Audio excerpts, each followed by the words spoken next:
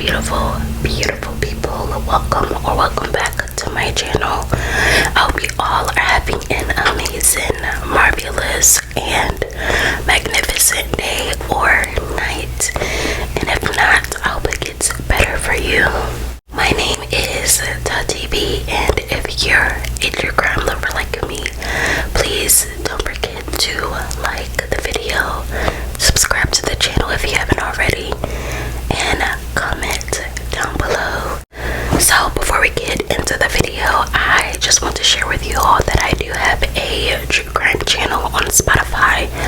It's called Talk True Crime to Me. It'll be linked down below in the description box and possibly on the screen, so be sure to check that out.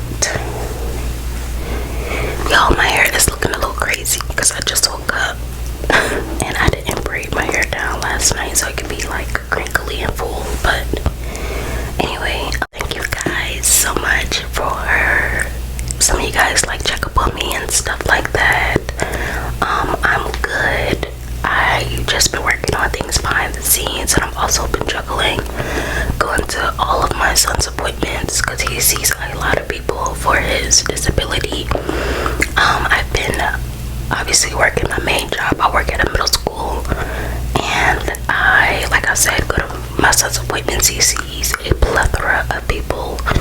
So I just thank you guys for rocking with me and always being there when I post. I know I'm not the most consistent, but I really do try to balance everything out.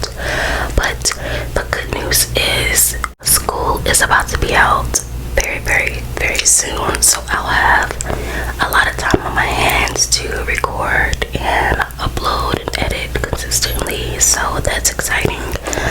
And I've also been working on several cases behind the scenes, and I am coming out with some stuff that I've been working on in the near future. I'll be sure to keep you guys updated.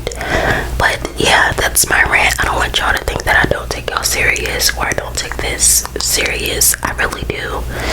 I truly do. This is my passion. This is what I love to do. But I just have other obligations. So yeah, I just felt like I needed to say that. You guys deserve, that. Shout out to the first comment winner, Scout Finch 55. So shout out to you. Thank you for being the first comment winner. And any of you guys want to be the first comment winner, please comment down below being the first one to comment, and you could be featured in one of my future uploads. So go ahead and get into the video. Today's video, we're of course going to be reading from our true crime book. So let's see what story we have today. Sit back, relax, grab a snack, and enjoy some crime time. Warning, this video may contain details of graphic content. This channel is for mature audiences only. Some viewers might find this disturbing. Okay, so today's story, I've already did a full video on these two individuals on my channel, so I'll be sure to leave it in the cards or down below in the description box, but I'm still gonna read it. Despite being the largest suburb in Tulsa, Broken Arrow has the lowest crime rate of any city in Oklahoma. Its crime rate is 66% lower than the surrounding areas. However, that sense of peace was shattered on July 22nd, 2015, around 11:30 p.m. In a panicked state, a 12-year-old girl called 911. She said her brother was killing her family. The 911 dispatcher could hear screaming and yelling in the background, as well as an older male voice. Before the operator could get any information from the caller, the phone went dead. The dispatcher was able to track down the address, and the police were sent to 709 Magnolia Court. When the police arrived at the house, they noticed blood on the porch and heard a faint voice from within. The officers drew their guns and cautiously entered the home. Outside, they found the aftermath of a bloody massacre. Lying on the floor in front of them was a 13-year-old girl. She was later identified as Crystal Bever. Her throat had been slit and she had multiple stab wounds to her stomach and arms. There was an adult male, later identified as 52-year-old David Bever. The father of the family, he had over 28 stab wounds to his face, neck, torso, and arms. Next to David's body, police found his wife, 44-year-old April Bever.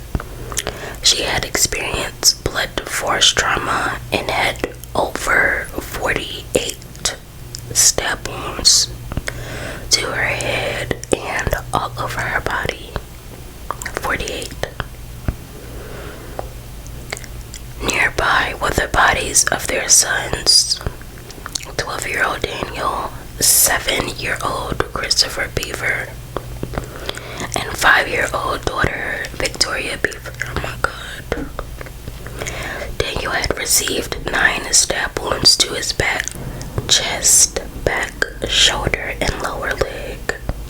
Victoria had 18 stab wounds to her neck, chest, back, and upper arm.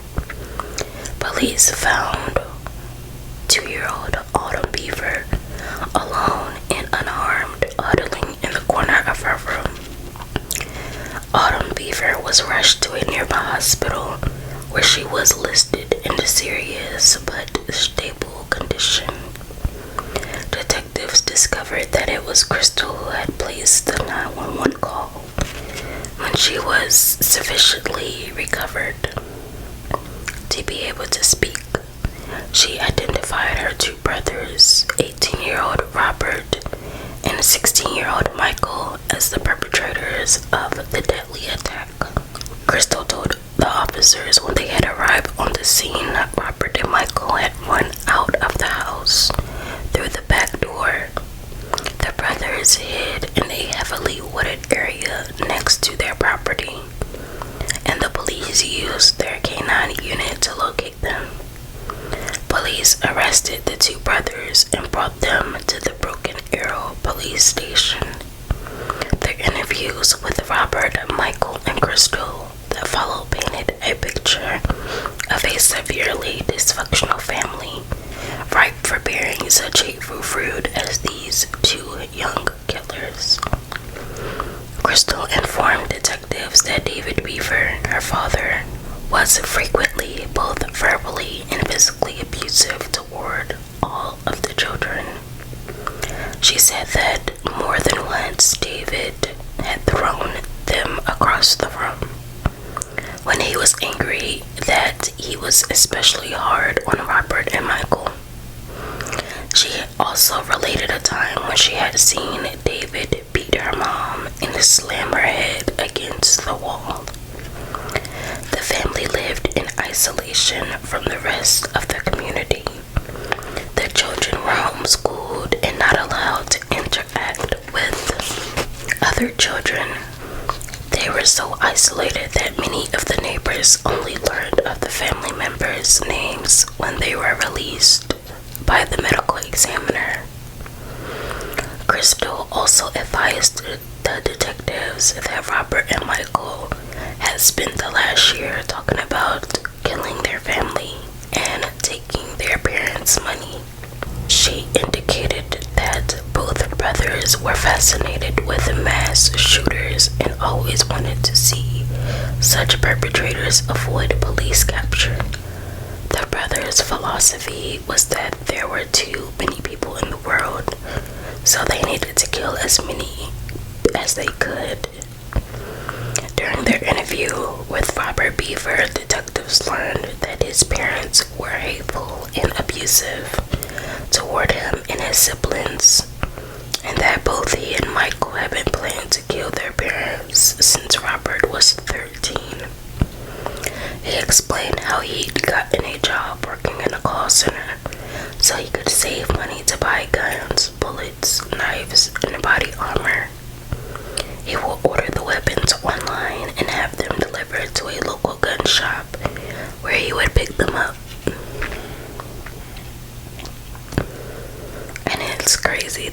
that easy to do so. Like, in fact, he had ordered ammunition on the day of the attack. Detectives found 3,000 rounds of ammunition the brothers ordered. Michael and Robert had planned to kill their family, cut up and dismember them, and place their parts in plastic storage containers they would hide in the attic. The brothers had intended to kill their 2-year-old sister, but had to flee when the police arrived. Robert further explained that if the police had not arrived, well, they would have continued their killing spree as they drove across the country. They wanted to kill 100 people.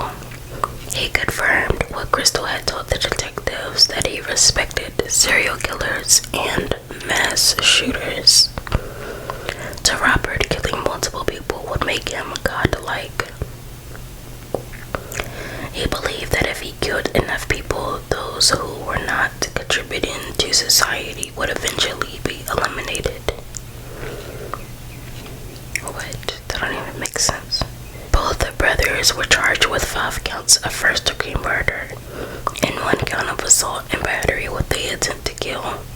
Their crime is considered the worst single criminal event in Broken Arrow history. Robert pled guilty to all counts and was sentenced to life in prison without the possibility of parole. Michael Bever was found guilty of the charges and sentenced to 5 life sentences plus 28 years for the assault. The surviving children were placed in foster homes. Oh my god, I hope they're doing well. I really do. So at this time, 2-year-old, oh, I forgot the 2-year-old name. What's the 2-year-old name? Oh, not Crystal.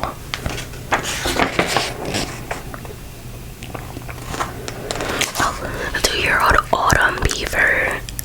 She was 2 at that time in 2015. My daughter was born in 2015, so either 10 or 11 years old now. And then the 12-year-old, or yeah, I think she was 12.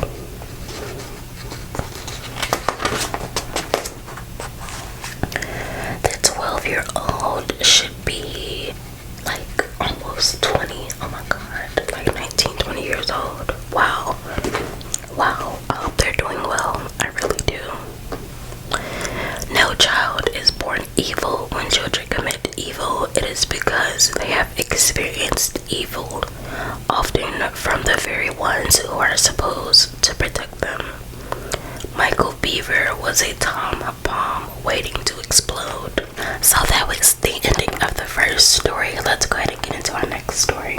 In March 2008, Amy Bishop, a biology professor at the University of Alabama, was in her office catching up on her mail before her next class started.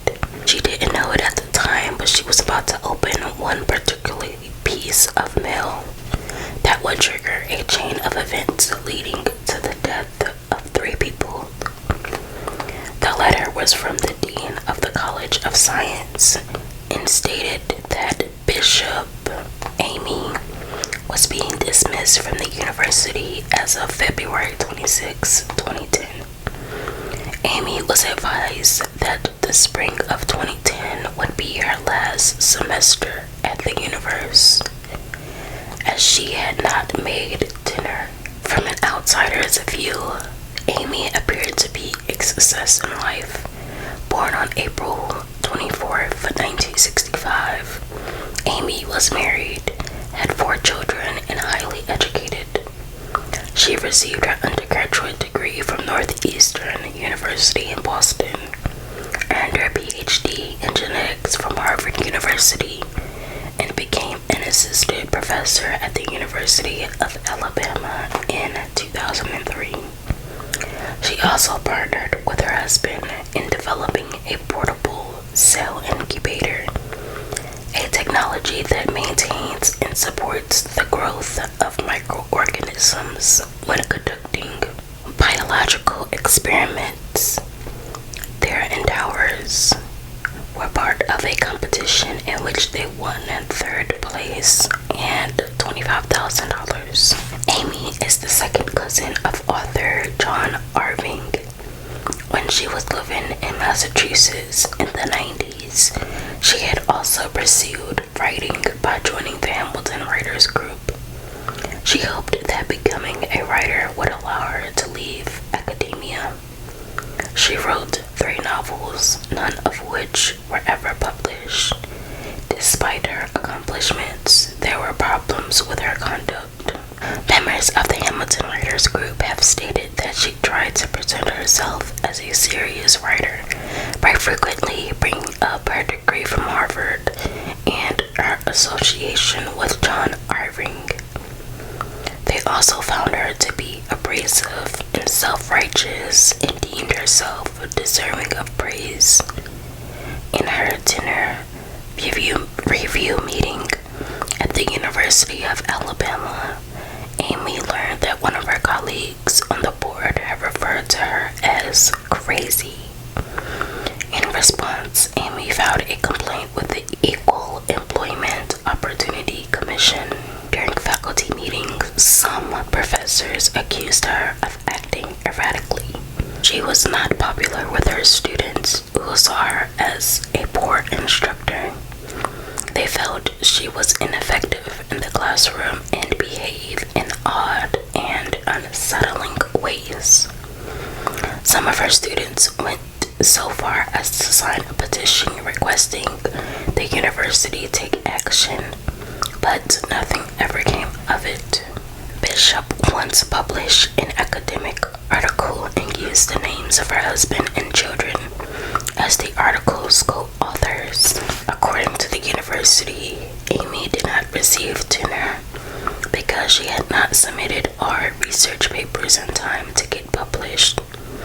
They did not count toward her tenure. The university board also felt she was spending too much time seeking patents for a portable cell incubator. However, there were darker parts of Amy's past of which the university was unaware. Dun, dun, dun. In 1986, Amy fatally shot her brother. However, no charges were brought, as it was ruled to be an accident. In 1983, both she and her husband were suspected of sending a letter bomb to Paul Rosenberg, a colleague of Amy at Harvard University. The letter bomb failed to explode, and authorities lacked the evidence required to bring charges against the bishops. In 2002, Amy was charged with misdemeanor assaults and disorderly conduct for punching another customer at IHOP in Peabody, Massachusetts. The same morning that Amy received her letter of termination, February 26, 2010, she was scheduled to attend a faculty meeting for the biology department. The meeting started around 3 p.m. and attended by 12 of her colleagues who sat around a large oval meeting table. Amy sat silently as the group discussed business. After 40 minutes had passed, Amy stood up and pulled out a 9mm handgun. She shot the person sitting next to her in the head and then methodically shot each person around the table in the head.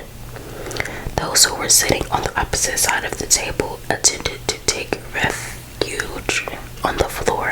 In the words of Deborah, a survivor of the attack, quote, "This wasn't random shooting around the room. This was execution style," end quote. Deborah survived because Amy's gun jammed when it was her turn. Oh my God. Literally an angel right there. With the help of others, Deborah rushed Amy and pushed her out of the room before barricading the door. Amy had killed 3 people and wounded 3 others. So 11th, 2012, she was charged with 3 counts of capital murder and 3 counts of attempted murder. She was sentenced to life in prison without the possibility of parole and being incarcerated at the Julia Twyler Prison for Women. While in prison, Amy was hospitalized after she attacked another female inmate. Thank you guys so much for watching the video. Please don't forget to like, comment, and subscribe, and I'll see you guys in my next video. Bye.